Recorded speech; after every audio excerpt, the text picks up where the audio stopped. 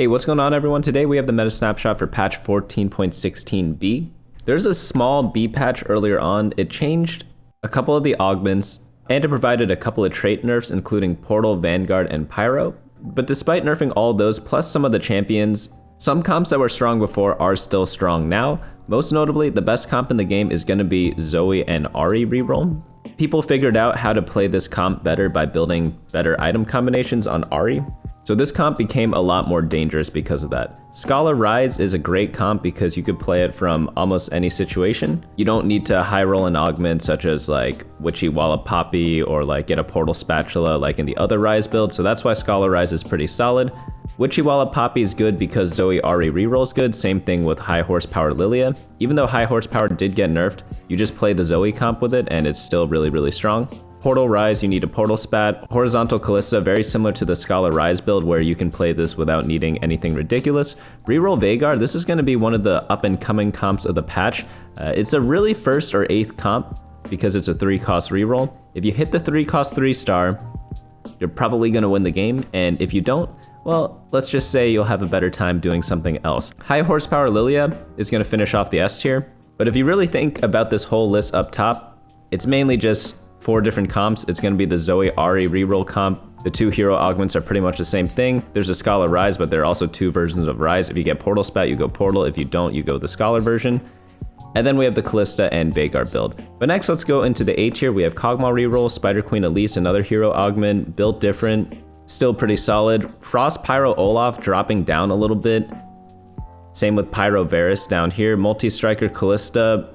I actually like this version a lot, especially on like low budget portals, because it runs a bunch of cheaper units while still making Kalista effective. Next up we have is Katarina Reroll. I bumped it up a little bit. I think people are figuring out how to play it a bit better. Turns out you need a lot of items to make this comp work because you itemize all the warriors, but the good news is that the items you build don't matter too much as they can use pretty much anything. Zap Attack Blitzcrank, still solid. Deja Vu, still solid. Spin to Win, same thing. Warwick Reroll, if you have the corrupted thing, it's good. If not, don't play it. Akali Nilah took a step down a bit because a lot of the warrior builds are taking all your units, but it's still not bad. Sweet Tooth Nunu, still decent. Eldritch Mages, if you got School Mascot or an Eldritch Crest, it's still viable. Sugarcraft, you need the Spatula, and then Molten Caramel Rumble rounds out after getting nerfed a ton. Now, I want to make a quick point about Karma. Karma's moved down to the B tier right now. It's not that she's unplayable, but you need to hit her for free. And if you don't, you get outscaled by like Ryze and other types of carries at 4 costs. Not even outscaled, they're like the same cost. It's just worse. So unless you get it for free and then you're able to level up, add in another unit because of that, you're not gonna do too well with the Karma comps right now. She can still work in some instances. Like I've seen some players make it work, but it's much easier to play all this other garbage up here. After that in the B tier, not too much else to talk about. Like Kassadin, again, in certain spots is still good, but if you compare the power of Multistriker Kassadin to Ahri Reroll, it's not even in the same universe. All right, let's move on into how to play each and every one of these comps. So at the top we have is the Zoe Ahri Reroll. People have been itemizing Ahri a lot differently. So they've opted for the double adaptive helm and death cap build. This is the best in slot build, but you don't need best in slot to play it. But it turns out she just casts so much with this item combo that every other build gets blown out of the water. The main thing you want to pay attention to is the 2 different ways to play. You could either do 4 Bastion or 4 Vanguard. Either version works. The Bastion version is the one you do where you get high horsepower Lillia or the Witchy Wallop Poppy, and you want to do a 1-cost reroll for those builds. You can still play this without the hero augments, it's perfectly fine. But sometimes you get Zoe 3-star, so you want to itemize her. Speaking of Zoe, you always want a secondary carry when you're playing this comp. So you have your primary tank, you have the primary damage dealer, but if you get 3-star Zoe, itemize her as your secondary. If not, so let's say she's just 2-star, itemize Ryze. Both of them can do a lot of work, but Ahri is going to be the star of the show. The second comp down here is a bit more interesting because it runs a bunch of 2-cost units in Rumble, Galio, and Ahri. You want to itemize whoever you get 3-star first, Rumble or Galio. They both tank pretty decently, but the most important unit is just going to be Ahri. Same rules apply for your secondary carry in terms of Zoe and Ryze, but again, this build is a bit more efficient because you could roll everything at level 6 rather than getting all the 1-cost units at the start of the game. So if you hit a lot of the 1-cost units, go for them. If not, go for this Vanguard version over here. Regardless, you're going to need a lot of Ahris and it's going to be contested, so keep that in mind. But if you want a bit more information on how to play this build, head on over to the website bunnymuffins.lol/meta, where we go over things like other types of items that can fit on them, and you have like a bunch of the augments over here if you click into it. Next one up we have is Witchy, Wallop, Poppy. Same thing here, except you just want to play for Poppy a bit more than you do for the other characters, so you want to get the Sterix gauge, the Bloodthirster on Poppy, and the IE. Oh, one thing for positioning on this build is you want Ahri on like the edge of wherever your tank is. So if she's here, you want your main tank over there. If your main tank's over here and it's the last person on the left-hand side, you can put your Ahri where Milio is. Pretty much she can be anywhere, just like behind wherever units kind of group around. Her orb just hits more things when you put it that way, so just keep that in mind there. I just wanted to make a note of it because I need to change the positioning for Witchy Wallop, but I'm probably going to do that right after this video. But Poppy is going to be the main star of this show. Just do 1-cost reroll. It's just like the hero augment, typical stuff that we went over from last week. The next comp we have up is Scholar Ryze. This comp is really good because it doesn't have any requirements for the build. You just need decent items for Ryze, like attack speed or AP items, so stuff like Archangel Staff, Red Buff, Rage Blade, Rabadon's Death Cap, Jeweled Gauntlet, things like that. And then you just need to throw some items on a tank. It could be Taric, Nasus, even Rakan, whoever you 2-star first. That's who's going to hold the tank items. And then you just run the 4 Scholars in the back. This gives Ryze a lot of casting because you get increased mana the more Scholars that you play. And it's going to probably be the most consistent fast 8 comp. So make sure you have good health before you play this. Make sure you could actually get to level 8 and roll at least like 40 gold, I would say. 30 at the very least, but generally you want like 40. Sometimes you even get 50 if it's a high econ portal. And maybe around like 60-ish health. A little less is fine, but like ideally you probably want 60, you know, because then you could afford a couple of losses. But this build and the Kalista build, I think you should be paying special attention to because, again, they don't have any augment requirements or like weird item requirements. Actually, Kalista needs a Rage Blade, but what I like to do is build the Rage Blade early and then flex between either the Scholar Ryze or the Kalista build because they kind of share that item, and I don't need any crazy spatula to kind of make it work. Next one up we have is going to be Portal Ryze. If you get the spatula, like this comp is going to be a lot better than the Scholar Ryze, but it's hard to get spatula. And of course you have your flex units in the top left here, but the base is just going to be 8 portal. You generally drop Kassadin once you get Nora and Yuumi, and then once you get Nora and Yuumi, you want to run a mage. Before you get a mage, you want to run some sort of random tank. So any Preserver, Shapeshifter, or Bastion will do because you run all those different tank traits or Vanguard. So you can run either like Diana or Shen. You could do like Hecarim, Tahm Kench, Rakan, Nasus, Nico, Swain, things like that in the meantime before you get the better units. And then once you get Nora, you want to swap it out for a Nami. The reason why is because 3 mage is very good and Nami just provides so much CC to your team. Ideally, you put the Portal Spat on a melee unit because Portal gives a big shield, but if Nami's the only choice, just drop it on Nami. Like, who cares, right? But this comp is really, really strong, especially with Portal Spat. I wouldn't do it without it. It probably drops like half a tier to a full tier without it, so just keep that in mind. Like, there's a big difference between 8 and 6 Portal. And whenever you go deep into a trait, you have to be running the spatula. Next one up we have is going to be Horizontal Kalista. This one is just like a Kalista Fiora duo carry with Nasus as the main tank. But of course, if you get like 2-star Rakan or like 2-star Morgana, drop the items on them if you have a 1-star Nasus. But this build is nice because it could come from a lot of different places and you could use a lot of different carries. It's like a flex build. So all the units you see on your screen right now, you don't have to be running them. Like for example, if you get 2-star Tahm Kench or something, you could replace Camille with like a Hecarim and then run him with Tahm Kench, get some Arcana, drop one other Vanguard in there to make Tahm Kench a little more tanky, or run like a Taric with Bastion to complement the Hecarim. Like there are a lot of different things you could do with your front line, but as for the secondary carry, Fiora is going to be the most consistent, but I've seen other stuff work. You essentially just need some other person to deal damage, doesn't really matter who it is. But for items on Kalista, I just like having a Rage Blade. I'd say that's the only like requirement for this comp, and then Last Whisper is pretty decent. You need some sort of armor cut. So Even Shroud, Last Whisper, and then some main tank. Nasus is going to be the tankiest guy. He's just the tankiest 4-cost in the game, but you can pretty much use all sorts of different frontline. But you could also try switching to the Varus build. You could try playing like the Multistriker Kalista build. Lots of different options there, but just fast 8, roll down, buy all the 4-cost units and see what you hit.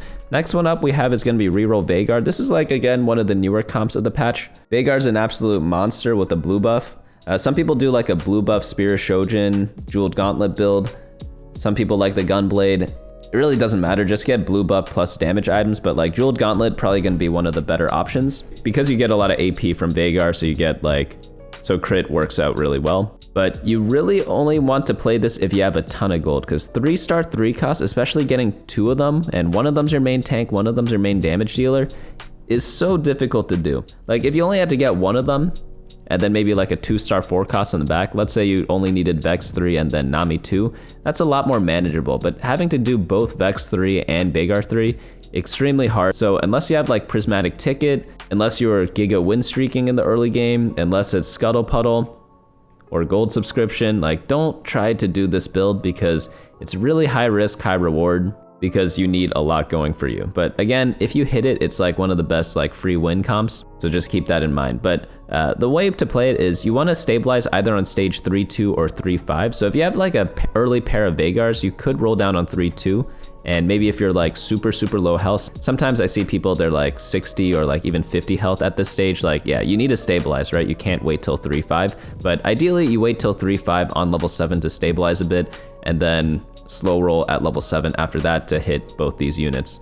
But econ augments are your friend, especially Prismatic Ticket or like Pandora's Bench, and make sure you're not contested. It's also a great way to pivot into this comp from the Ahri build. Let's say you're trying to go to the Ahri stuff, not seeing them, or like too many other people going for it. You could switch all your AP items into Veigar. Next one up we have is High Horsepower Lillia. This one's just the same thing as the Ahri build, so don't really need to do too much on that. Instead of doing Poppy for the Witchy Wallop Poppy, just do the Lillia instead. Super powerful comp also. Next up we have is the A tier. We have Kogmaw Jinx Hunter Reroll. This one got bumped up a little bit to the top of the A tier. I think it's because so many people are going Ahri, 2-cost reroll is a bit easier to play. So going for a Kogmaw 3, you could do like the Jinx build, you could do the Kogmaw build, you could do the Tristana build.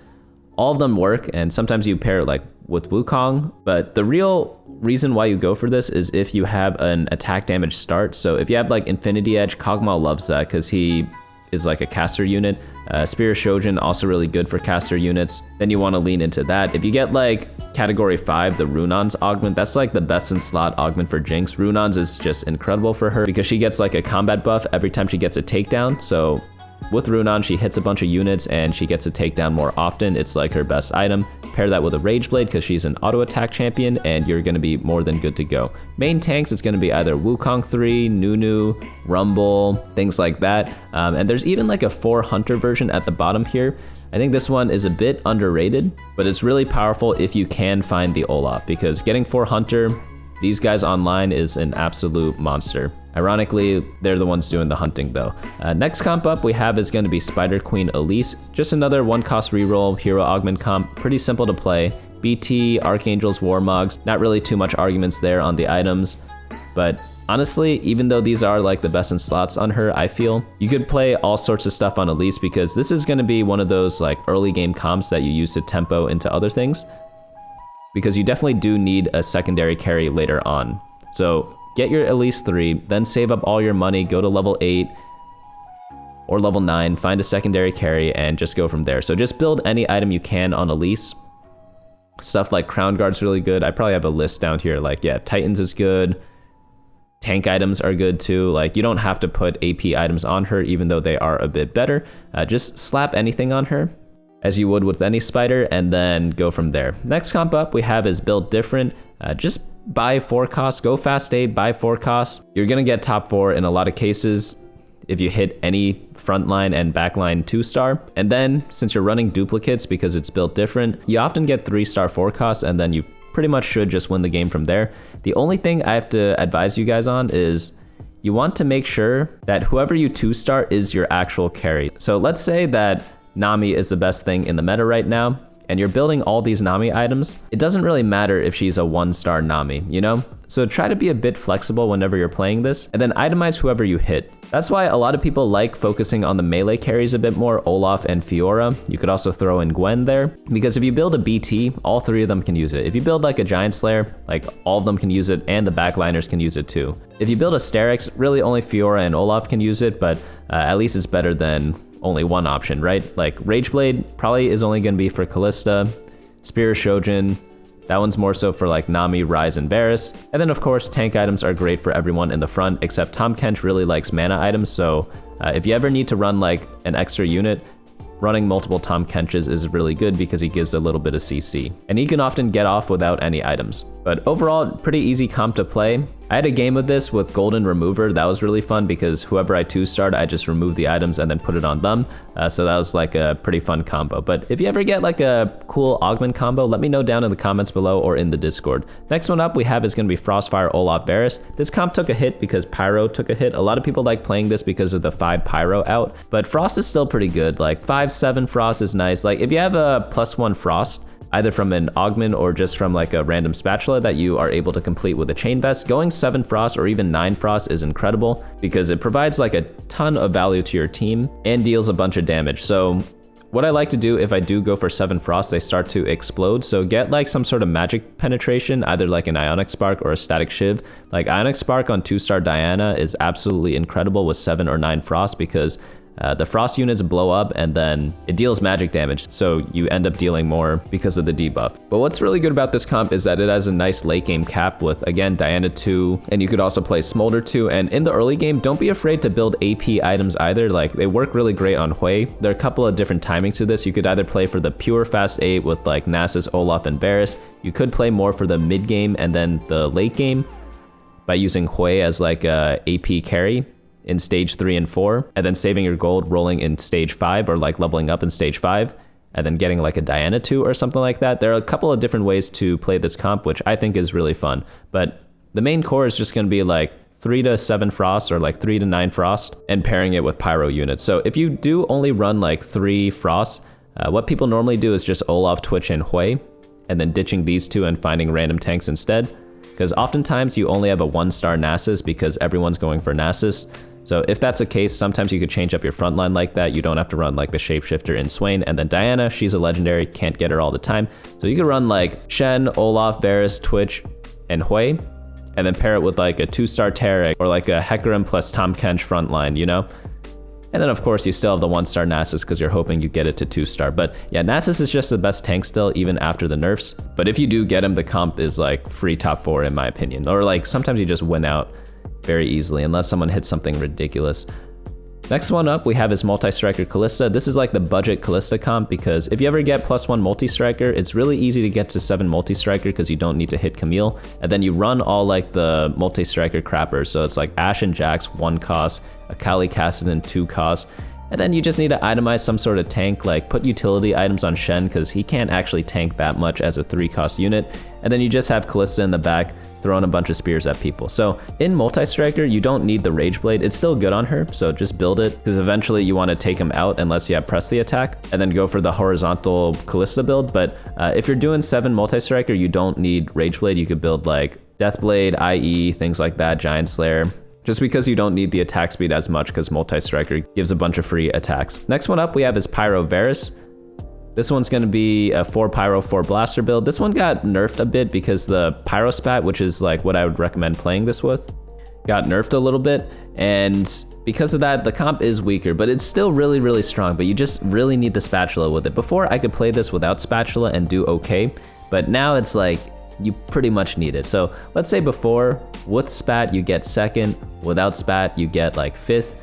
Nowadays, it's like without Spat, you get 6th. With Spat, you get 3rd or something like that. I'm making these numbers up, of course, but that's what it feels like. Some people like putting their Varus on the 3rd row. It's just like a little positioning trick. If people group a lot in the backline, he can just hit the backline immediately, and sometimes you get free kills there. Oh, another positioning trick. I need to update the image, but in Frostfire Varus, some people are putting Olaf in the backline because sometimes he just gets a free jump to the front, and you get like a free Olaf passive proc. But it doesn't happen all the time. I've been testing it lately, and like sometimes he jumps and sometimes he doesn't. And sometimes if you like block one row, like let's say on the right side you have the Nasus here, Swain, Diana, and then like 2 training dummies there, you could even put Olaf between Twitch and Hui, and then sometimes he jumps to the enemy backline. Like I've seen that before happen on my board as I was testing it.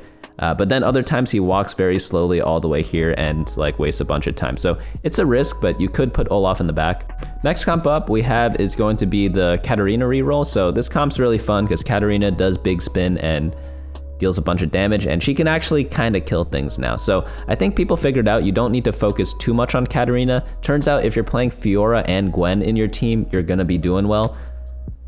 So even though Katarina is the main carry, you can't discount the fact that Fiora and Gwen are absolutely smurfing it. Also, the only tricky part about this build is that it's hard to get 9 items, so only go for this if you're on like completed item anvil, something like loot subscription, or what's the other one called? It like gives a bunch of component anvils, and then like the portable forge ones. Essentially, if you get free items from the portal, this comp becomes a bit better. That's what I'm trying to say, because you have so much stuff to itemize and they don't care what items are put on them. Like I have a huge list of items down here, and 1, they all use kind of the same items.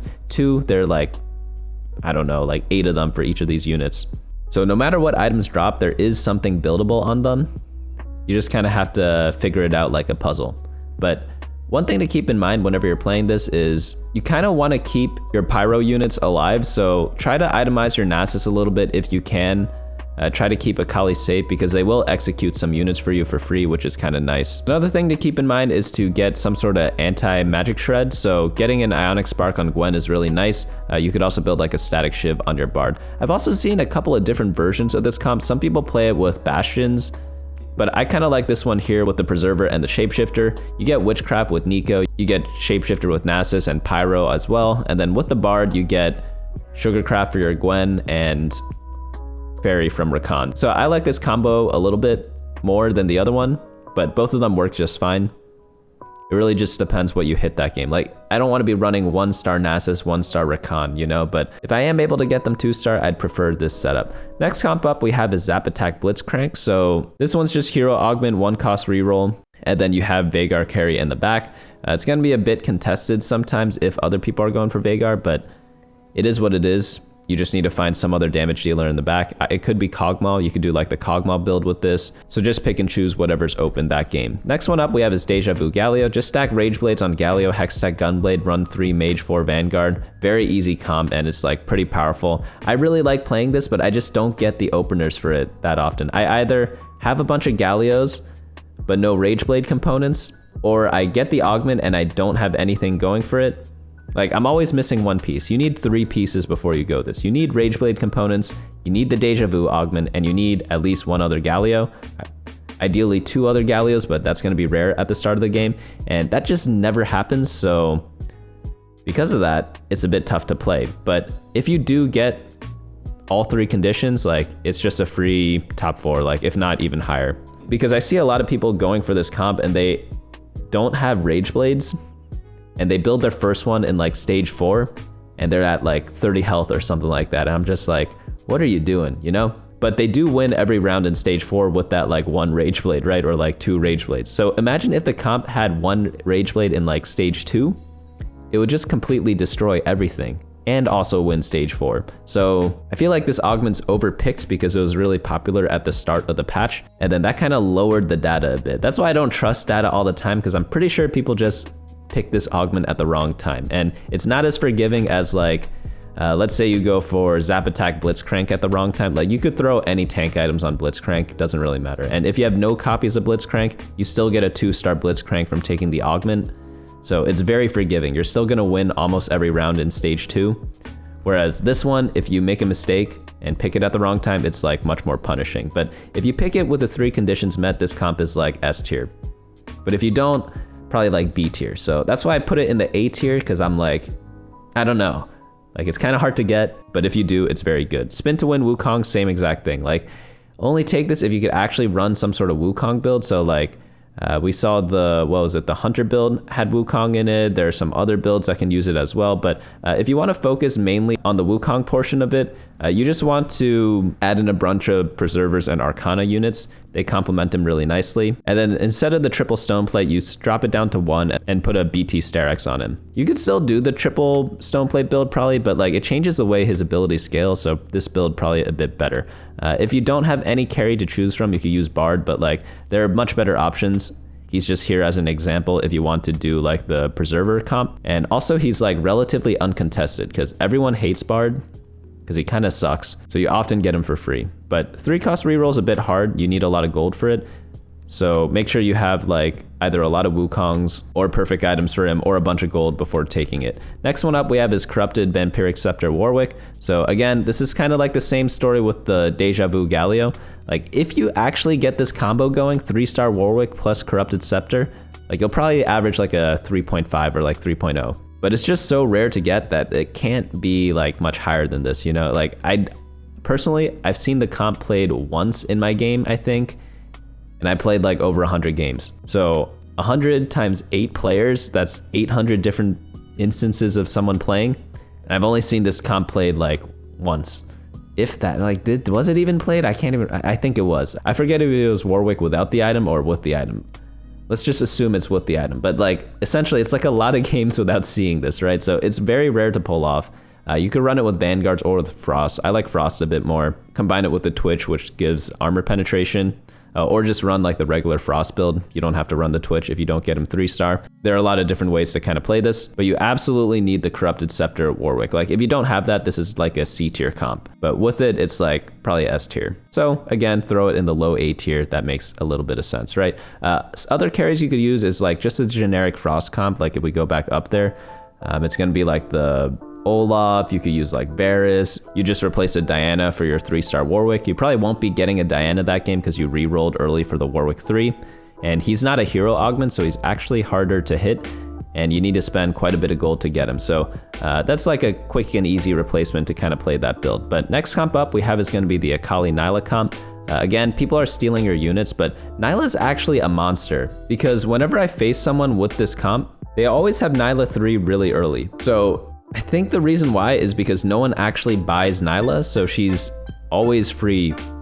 And everyone's buying the Ahris, everyone's buying the Kogmaws, and then no one buys Nilah. Even in the other comps, like they don't even run her as like a trait bot. So if we look at, let's say, Kassadin Reroll, like all the portal players up here are taking the Kassadins, right? The Multistriker players, they're also taking Kassadins. If we look at all the warrior builds, none of them take Nilah, so you just get her for free. Like, where are the warrior builds? The one over here, Katarina Reroll, like you're running 4 warrior, no Nilah, and then like, so that just leaves the last comp that it could be taken from, which is Eldritch, but Eldritch isn't meta right now. So that's why I think everyone's able to hit Nilah 3 because no one's going for it. And yeah, if you get a lot of Nilahs early, just go this comp. It's actually pretty solid. If you hit it early and then you use that to level up, play some legendary units, or go for like 3-star, 3 costs.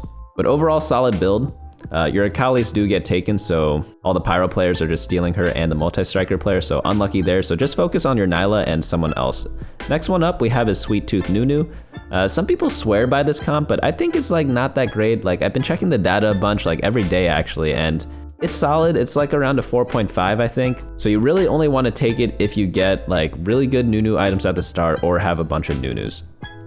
And then combine it with Veigar reroll. Maybe that's why people are thinking it's kind of sleeper, because Veigar wasn't really played that much until like literally today, Thursday, but I'm posting this on Friday. It's because a bunch of people made a bunch of guides for it. So maybe that makes Sweet Tooth Nunu a bit better because people are figuring out like, oh, Veigar is playable a bit more. Never mind, that actually makes it worse, right? Because Veigar's played with the Vex build, so you actually might get your Veigars taken from you.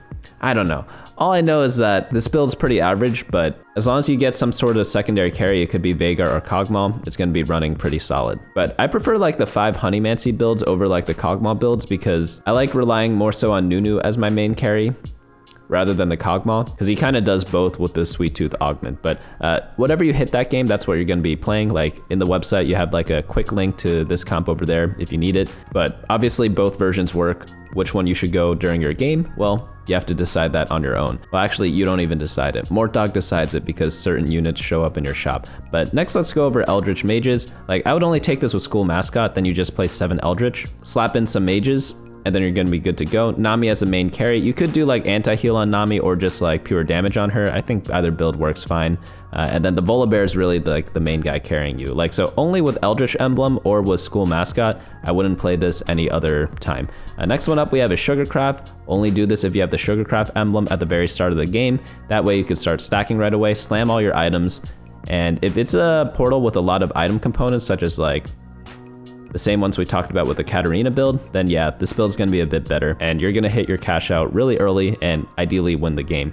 Very, very strong. Like, you could also get it from like branching out, wandering trainer, pretty solid overall. Next one up, we have his Molten Caramel Rumble. Got nerfed a bunch, so I'd say this is the worst hero augment. It's still solid though. Like, I don't think they nerfed it into the ground, but it's definitely a shadow of its former self. But just do 2 cost reroll, Rumble and Tristana carry. You could even do Rumble plus the Ahri carry, like in the 4 Vanguard, 4 Scholar version. Both of them work. Like obviously Ahri is going to be a bit contested, Tristana is going to be a bit more free, so take your pick on which one you choose. Next one up we have are the B tiers like Flex, Karma, Fiora, Gwen. I would kind of skip these unless you get them for free. Like if you get a bunch of 4 costs like Fiora, Gwen, Karma, like yeah, you're gonna do well, right? But if you don't, a 1-star Karma versus like a 1-star Varus or a 1-star Kalista or a 1-star Ryze is like much worse. So I would kind of avoid playing this at the moment, but some games kind of call for it. Like Multistriker Kassadin got nerfed a bit too hard.